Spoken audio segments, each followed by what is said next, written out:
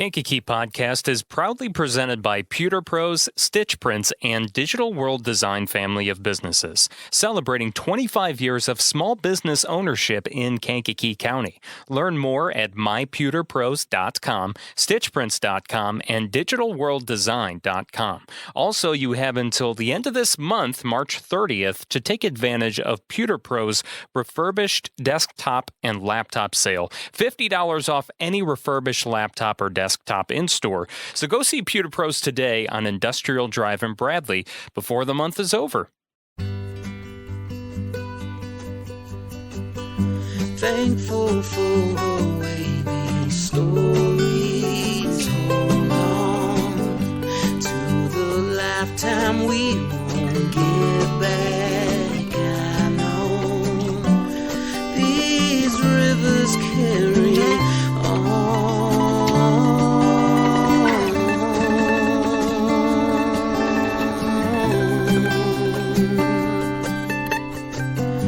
People tend to stick to you after time.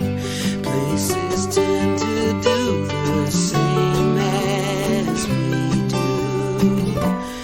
This river carries on and on. Hello and welcome to Kankakee Podcast, where we talk about the people and places of Kankakee County. I'm Jake LaMore, and before we get to today's episode, let's find out about some events that are happening in the area coming up here soon. First and foremost, there's an Easter egg hunt happening this Sunday, April 1st, for kids with special needs at Northfield Square Mall in the food court. It starts at 10 a.m. Sweet Darren's and Love a Latte is also going to be there selling sweet treats and drinks. There are two informational forums coming up to learn more about the proposed quarter-of-a-cent sales tax referendum for mental health in Kankakee County. The first one is tomorrow, Tuesday, March 28th, at the Limestone Public Library at 6:30. The second is at the Leo Hassett Community Center on Main Street in Manteno this Friday, March 31st, from 5:30 to 6:30 p.m. You can follow the Kankakee County for Mental Health Facebook page for more details. This is about the referendum that all Kankakee County residents can vote on coming up on April 4th. And lastly, the Kankakee Community College Foundation is presenting the Magic of Giving fundraiser on Thursday, April 13th at 5 p.m. at the Quality Inn in Bradley. You can buy your tickets at foundation.kcc.edu under the Events tab. If you would like your community event to be mentioned here on Kankakee Podcast, email it to lamoremediallc@gmail.com for consideration. Now let's get to our guest. Today is another episode with the Kankakee County Museum. We have Veronica Featherston, the executive director, with us, who hasn't been on the podcast in a while. So welcome back, Veronica. Thank you. Happy to be here. And we have someone who is currently studying to be a geologist, Abigeil Davis. Yep. Right? Yeah. Welcome to the podcast. It's so great to have you here. Now, if you follow the Kankakee County Museum, you know that Abigeil has done two presentations at the Kankakee County Museum on geology, and specifically Kankakee geology. Mm-hmm. So maybe you had the pleasure of seeing Abigeil at one of those events, maybe not, or maybe this is going to be a refresher course for you. But regardless, that's what we're going to be talking about today is the geology of Kankakee. But first, I want to know a little bit more about you, about Abigeil. Me? Okay. Yeah, so just... How you said before we were recording you want to be a geologist since you were 5? Yeah, since I was 5. That's so cool. Are you born and originally from the area? Well, my parents, I grew up a military child, so I lived everywhere. But my parents are from Bolingbrook. So when my dad retired, he moved to Bonfield, and we've been there ever since. So it's been like 6 years now. That is such a big change, Bolingbrook to Bonfield. Yeah, Yeah. I mean, I lived everywhere. I even lived across the seas in Germany twice, so it's not like that big of a difference. That's so cool. Well, I mean, I guess I just think of how busy Bolingbrook is compared to Bonfield. It's like night and day comparison. We like the quiet. Yeah. Well, you went to the right place. Bonfield is very quiet. It's a very, very nice little town. So you are in your junior year at North Carolina Central University. Okay.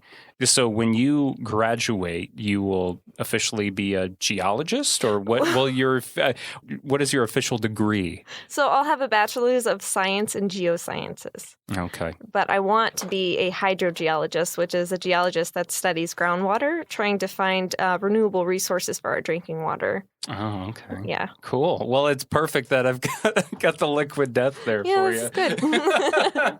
So first, let's just briefly, what is geology? So geology is the study of earth sciences, which is rocks and minerals in the ground and on top of the ground, and the processes of how they're formed and transform into other minerals and rocks. And how does that happen? How does all those? I could go into that for hours. So you have sediment, which is like basically dirt and sand and gravel or whatnot. And when that sediment compacts and it gets laid down for millions of years, it becomes sedimentary rocks, which is what we have around here. A lot of limestone. We have nothing but limestone around here. Yes. So that's how sedimentary rocks are formed. And then the sedimentary rocks, once they erode, they can become metamorphic rocks through heat and pressure, which is like granite and gneiss. It's a rock that looks like it has a million folds in it. And they call it gneiss? Yeah, it's called gneiss. Was that named after someone, or did someone literally just look at it and they're like, oh, that's nice? It's spelled Gneiss. So you wouldn't think it's pronounced nice, but it's from Scotland. So, I mean, I guess they speak differently. They do a little bit, don't they? Yeah. Yeah. And then, so, of course, volcanoes create rocks, and those rocks are called igneous rocks. So you can have extrusive igneous rocks or intrusive igneous rocks. Extrusive igneous rocks you can see like outside of the volcano through the lava, but when magma inside of the volcano hardens, that becomes an intrusive igneous rock. So that's how those kind of rocks are formed. And obviously we don't see those around definitely here. Not, no. Where is like granite rock? Well, actually, limestone, once it becomes metamorphized with heat and pressure, it becomes marble. So we could see metamorphic marble, but there are some granite pieces around our state because we had rhyolitic sedimentary stone, and that once that had heat and pressure, that becomes granite. So that's in southern Illinois, though. Okay. So I guess, let's get into the thick of getting into geology, though, locally. What does our geology look like? Obviously, you briefly mentioned limestone, yes. But how can you tell where all of this comes from? So limestone is formed from precipitated water secreted by using marine organisms, including algae and coral, with cemented sand and mud. So basically, marine organisms, they secrete calcium carbonate. And when this calcium carbonate goes into the sediment and it becomes compacted into the dirt and mud, it becomes limestone, which is made purely out of calcium carbonate. And then once calcium carbonate has an impurity of magnesium, it becomes a different stone called dolomite, which is what we also have an abundance of around here. So you're telling me it comes from like fish and things like that? Like their waste creates this rock? Basically, yeah. So millions of years ago during, I believe it was the Cenozoic era, but let me triple check real quick. So it was during the Paleozoic era, actually, we were under the sea. So that was 1 to 1.5 million years ago. Billion years ago, actually. And you can tell that just by studying the rock here in Kankakee County. Yeah. You can tell that, we were underwater for millions of years. And then what happened? Do you know? Well, I suppose it doesn't tell you when we were Came not out of the came out water. of the water. Yeah. Yeah, so we have the Rocky Mountains and the Appalachian Mountains. And when those were forming, they started to cause a rift, which is what brought us below sea level. But once it stopped, the plate tectonics stopped moving, our elevation increased. And this is when we came out of the sea and the seas receded. And then our land was just nothing but a bunch of sand. So when that sand became compacted, that's when it became limestone.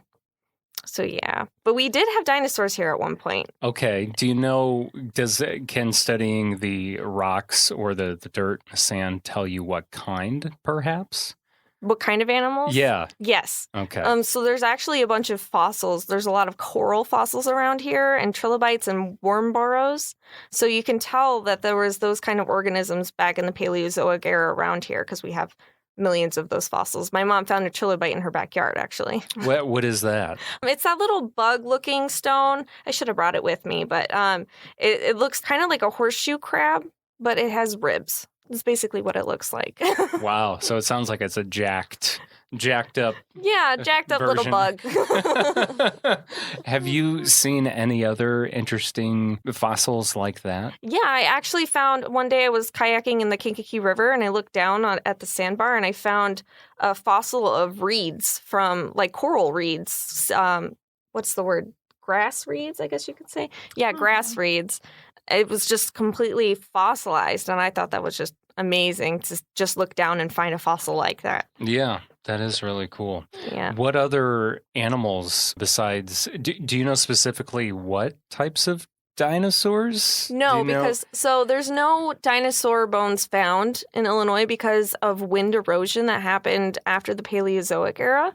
So our wind we have really bad wind now, but back then it was like a million times Hurricane Katrina force winds. So that caused a lot of wind erosion, and that ate away at the fossils of the dinosaurs. So there's none exposed here in Illinois, but we know that they were here at one point because the states around us have found dinosaur fossils. Mm-hmm. And so going from there then, knowing that dinosaurs were once here, then where does that take us? So after that would have been the Mesozoic era. After the Mesozoic era was the Cenozoic era. And that's when glaciers first appeared, the beginning of the last ice age, which we're still in. We're still in an ice age. Did not know that. Did you know that, Veronica? I did, but I think only from listening to her. I had no idea we were still in an ice age. Yeah, as long as there's glaciers here on Earth, you're technically still in an ice age. I am going to tote that around everywhere and show that piece of information off and look smart now and be like, we're still in an ice age. People will be like, we are? I'm like, yes. What does the ice age then tell us? So the ice age, it began after the extinction of the dinosaurs. And this is when the Paleo-Indians first began to inhabit the area. And glaciers advanced and retreated periodically over the state. So right now, we would have been underneath a glacier. So these glaciers are kind of like tides. They form more in the winter and they recede in the summer as they melt. And when they do this, it's kind of like pushing something up against a tablecloth. You know how it kind of gets those bumps and those folds? Those are what's called moraines in the dirt. So these moraines held back the glacial meltwater from the receding glaciers. And once this actually happened, a piece of glacier broke off, and that's what formed the Kankakee Torrent. So the Kankakee Torrent is what formed our area today, and it actually made it as leveled and formed the Kankakee River and the Kankakee Valley. So Kankakee Torrent was water, like tsunami-sized water, 180 feet tall. It was ginormous, and it just flooded the area and created a swamp-like base. And actually, the early settlers that came to Kankakee, they had to dredge out the river because they couldn't get goods across the swamps. So when they dredged out the river, the Kankakee River was able to flow more freely and went out into the Illinois River. So without the Kankakee Torrent, we wouldn't have the Illinois River Basin. And I'm just picturing in my mind now when some of the early settlers did come, the river was much more shallow. Yes, it was much more shallow, but it was vast. It was a 250-mile course along northwestern Indiana and northeastern Illinois. And I know that kind of goes into the Grand Marsh Right. Yes, And the Grand Kankakee Marsh. So Yeah. that's what they dredged out to get goods across. And that's what was able to let the Kankakee River flow more freely.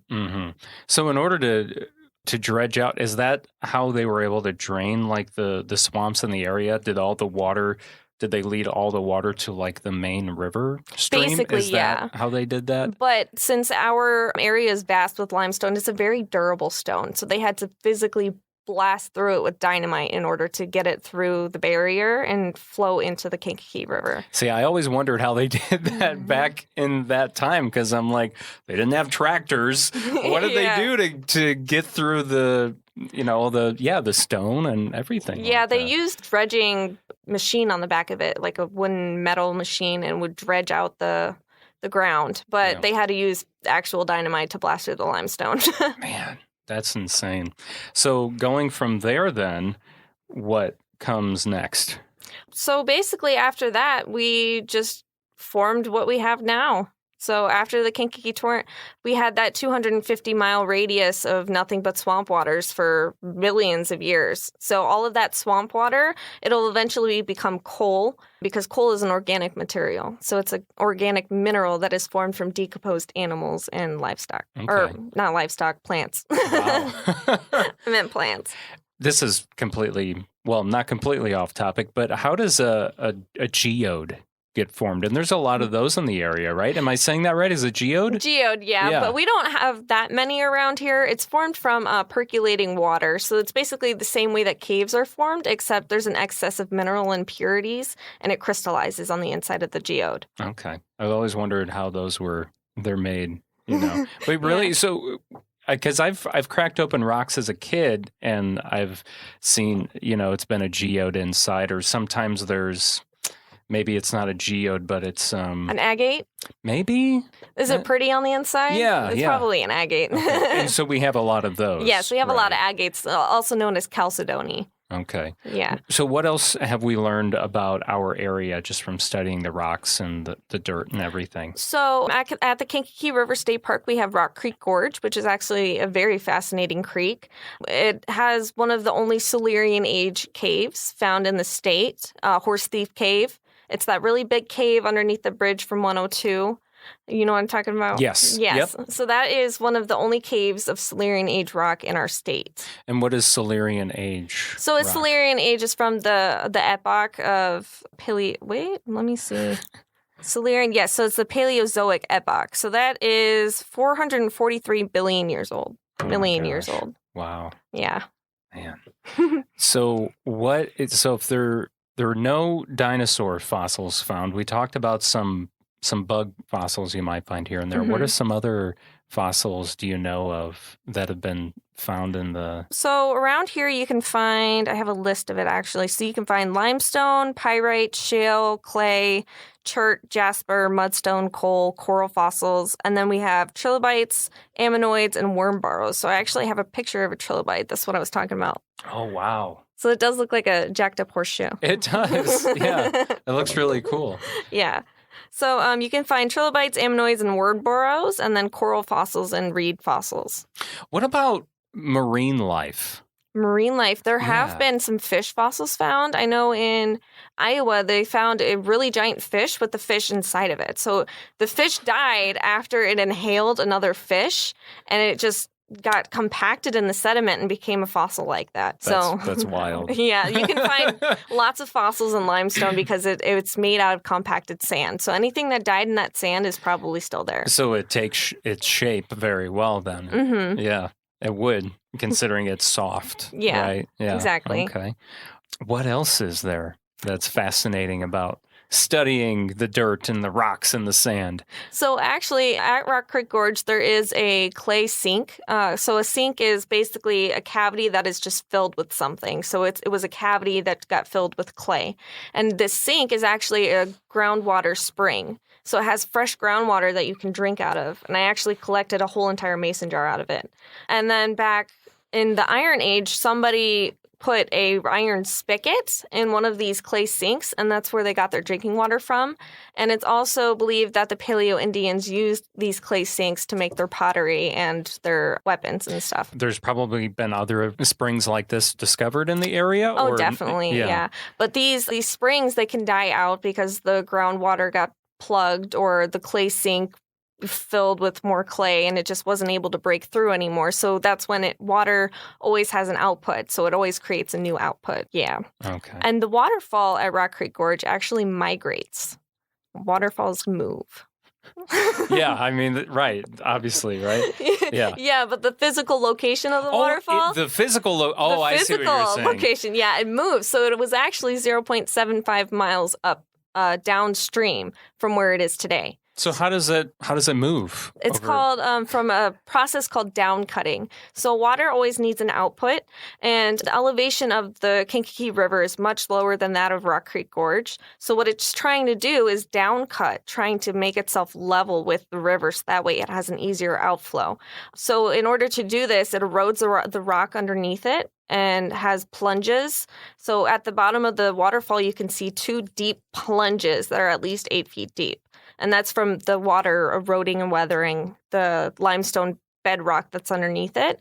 And this erosion allows it to migrate up north every couple thousand years. So, I mean, obviously, we can't even see how it's moving. It's literally moving so slow.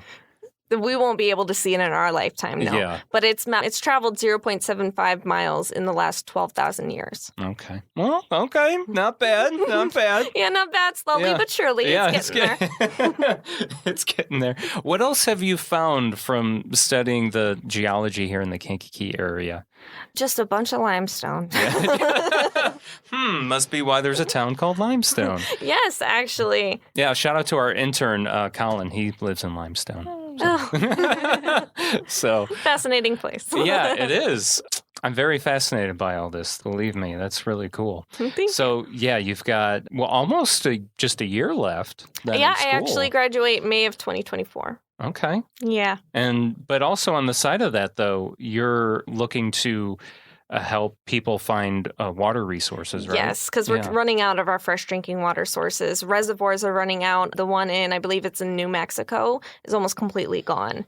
And compared to 5 years ago when it was completely full, it's just crazy to think that we're running out of that much water, but nobody realizes it. We just use water and we think, oh, they're just going to purify it again and we'll be able to drink it again, but that's not the case. How many times can you purify water? Just once? Yeah, basically just once, but it takes more water to purify water than it does to just pick up wastewater. And so, like, if you've got a gallon of let's just say dirty water or contaminated water, you're only going to get what? Half? Probably like a quarter of it. A quarter? Yeah. Wow. So not even a half or 3/4. I mean, unless you do it with boiling it and cheesecloth, basically, you're still going to get a little bit of dirty water. Yeah. So, but it takes a lot of water to power the machines in order to purify the water. And Limestone is actually the quarry that we have with Aqua of Illinois. They use a limestone quarry that was filled in. They use that to purify the water. You can use limestone to do that? Yes, it's a filtration rock. Okay. So it still serves so many purposes. Yes. Limestone, it may look boring, but it's actually extremely fascinating. Yeah, it is very fascinating. I mean, it does beautify the area as well, though, but it's nice to know that it serves more of a purpose than, I had no idea limestone did that. One of my favorite things about limestone is that when you take hydrochloric acid, which is also muriatic acid, it completely dissolves it. Like it just eats it. Wow. Yeah. Okay. So I guess that kind of branches off, obviously, specifically talking about geology in Kankakee, but how does one find new water resources? We have to drill down, and so they're called borehole logs. So we have to drill down every so feet and drill down deeper and deeper every all of these feet to find these reservoirs, because underneath our ground there's water reservoirs. And actually in Brazil they have a town where their well, you can see where the well first started to where it is compared to today, and it's like 18 feet high. So there's that big of a difference from the last 100 years that they've used this well, and it's drying out the well underneath their feet, and their town is literally sinking underneath them. Oh, wow. Yeah.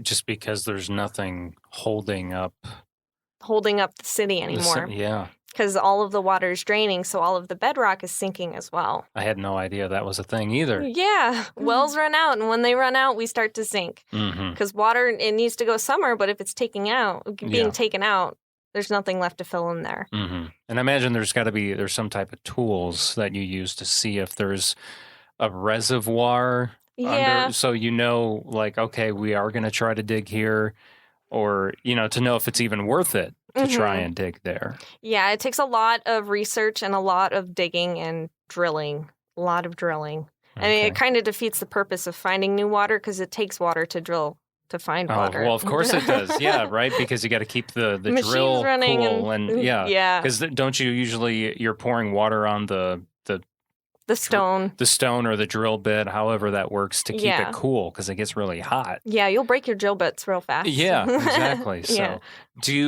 is that something that you're getting trained to do too? Or I'm hoping. So my school doesn't offer a hydrogeology class, but they offer extension classes with other colleges. So I'm trying to get in contact with one of these colleges to be like, hey, let me take a hydrogeology class because I really want to. Mm-hmm. I would imagine this day and age there's some other ways or new ways being researched right now to get water, whether instead of doing it the old-fashioned way, like drilling. So, what are some other... Hydrogeology is actually extremely new science. There's not that many hydrogeologists out there. It first began in Portland, Oregon, and I think it was about maybe a decade ago. Or not a decade, sorry, 100 years ago. Okay. That's not a decade, but that's a century. That's a century, yeah. It started in the late 1800s, I believe. That's when hydrogeology was discovered. So since then, we've had a lot of technology advances, but not in the geosciences field. Mm-hmm. Okay. Wow. Awesome. Well, Abigeil, this has been a pleasure. Well, thank you. Thank you for having me. Yeah. Thanks for giving us a little rundown on the geology of Kankakee. And Veronica, I didn't forget you. We got to talk about the upcoming events at the Kankakee County Museum. There's always something going on. Is the book club for kids is still going on, yes. Right? That continues. It is. Through April. Yes. So it's just one more session then? Or is... Yes. Yeah. Yep. Okay. So, yes, we have a lot of exciting things happening. The French Heritage Museum opens on Saturday, April 1st. We did change our hours this year to 10 a.m. to 2 p.m. And to celebrate the opening day on the 1st, we have Brewhead's Espresso joining us from 10 to 12. That's some good coffee. I've had that at Oktoberfest. Get some. Yeah. And then coming up on the 22nd, we have our last of the season Children's Book Club. We figured January through April was a good time because kids aren't outside running around. Right. So Yeah. That's the last chance for this year, but it's been going great, so join us for that if you've got a kid interested in the Dear America book series. And then also on the 22nd, we have a postcard making 101 class with local author Melanie Holmes. And you can register for that on our website, KankakeeCountyMuseum.com. And then we have an exciting month in May as well. We are celebrating Victory in Europe Day this year at the French Heritage Museum on Saturday, May 13th at 12:30. One of our volunteers and historians, Max Michaels, is providing a presentation based on his family's experiences during World War II. Is May 13th the actual day, No, I want to say it's the 8th or 9th. Okay. But it's earlier in the week, which we're not open. So. Right, obviously. I was just curious. I was just thinking about that. Yeah, we tried to, Oh, you tried put to it around the date. Yeah, well, of course, yeah. But yes. And so we're excited about that. I personally love studying World War II. So. I know, that's one of your favorites. Yes. So I've always I'm very enjoyed that excited too. for it. And there's a lot of World War II not memorabilia. I shouldn't say that. Artifacts. Yes. Excuse me, memorabilia. In fact, we just put more on display in the museum. Oh, that's exciting. So come check it out. Yeah, we've been adding things to our exhibit space. So Sweet. Always something new to see. Oh, yeah. Absolutely. And then, of course, our annual Rhubarb Festival is Sunday, May 21st from 10 to 4. Woo-hoo. And yes, we're very excited because this year we've got a great entertainment lineup. And at 10:30, an organization called the Rolling Thunder is joining us to celebrate 3 Vietnam soldiers who were missing in action from this area. And we'll be dedicating a part of our post-World War II exhibit to those 3 gentlemen. So that will be great. Exciting too. Oh, so it'll be an extra special year. Are you Looking going to forward have Abigail? That's what you did last year. I think you were one of the reenactors. Yes, and right? I'll be reenacting doing it again as again. Suzanne Small. Okay, I was trying to remember if it was one of the Smalls or someone else. I should have figured it was one of the Smalls since it's on the Smalls' former property. So Yes, we've very got cool. the Smalls joining us, and we have Marms in the schoolhouse. So Oh yeah, got some living history as well. cool. And yeah, there's the car show attached with a Yep, we started that last year. And then you did take like pre-orders for rhubarb We do, pies. yes. Yeah, Yes. because it's something I want to note is because those sell out really quickly. They do. So if you want to like Take advantage pre-order, of the pre-order option. yeah, because yes. then all you got to do is just pick them up. You don't Yep. have to worry about, is there going to be any left by the time I get there? Yes, Because every exactly. year you sell out, we right? sell out by like noon every year. Yeah. Yeah, and then it opens at 10? Yep. Yep. So- People come very and they packed get it. last year. Yes. Very Yeah. packed. Well, that's good pie. Yes, absolutely. You can order ahead of time on our website. So. Is it Bennett Curtis doing the pies Yes, again? Bennett Okay. Curtis is awesome. Yes. They do the pies, and they are also a vendor at the fair. So Yes. you reminded me too. We have a pie eating contest that Oh, yeah, morning. We you- started last year. Yeah, that was a lot of fun. Yes, this year we did add a small fee to it, but that's because we wanted the winner to receive a small prize. They didn't receive So- anything last year? They received bragging rights and an apron. Okay. A Rhubarb Festival Mhm. apron. So we would like to add a more appealing prize. So. Okay. Yeah, I definitely agree with that. Well, Veronica and Abigail, this was a lot of fun. And thank you so much again for being on the podcast. Thank you Thank for you. having us. That does it for this episode of Kankakee Podcast. I'm Jake LaMore. Thank you so much for listening. Kankakee Podcast is proudly presented by Pewter Pros, Stitch Prints, and Digital World Design family of businesses, celebrating 25 years of small business ownership in Kankakee County. You can learn more at mypewterpros.com, stitchprints.com, and digitalworlddesign.com. Don't forget about the refurbished sale that Pewter Pros has going on until the end of this month in March. You can get $50 off any refurbished laptop or desktop in store. So take advantage of that. See them on Industrial Drive in Bradley.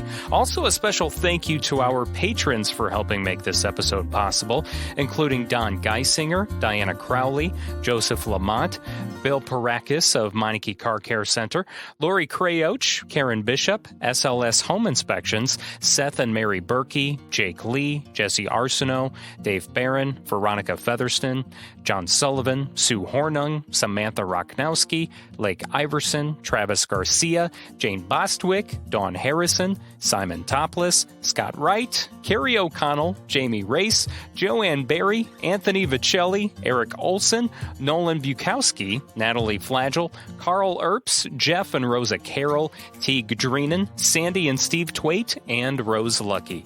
To become a podcast patron, go to KankakeePodcast.com, then click on the Patron tab. If you pledge $5 or more per month, you'll also hear your name announced on an episode of the podcast. Additional editing to this episode was provided by our intern Colin Furrow, and our theme song was written and performed by Lupe Carroll, recorded by Daniel Bishop. This river carries on.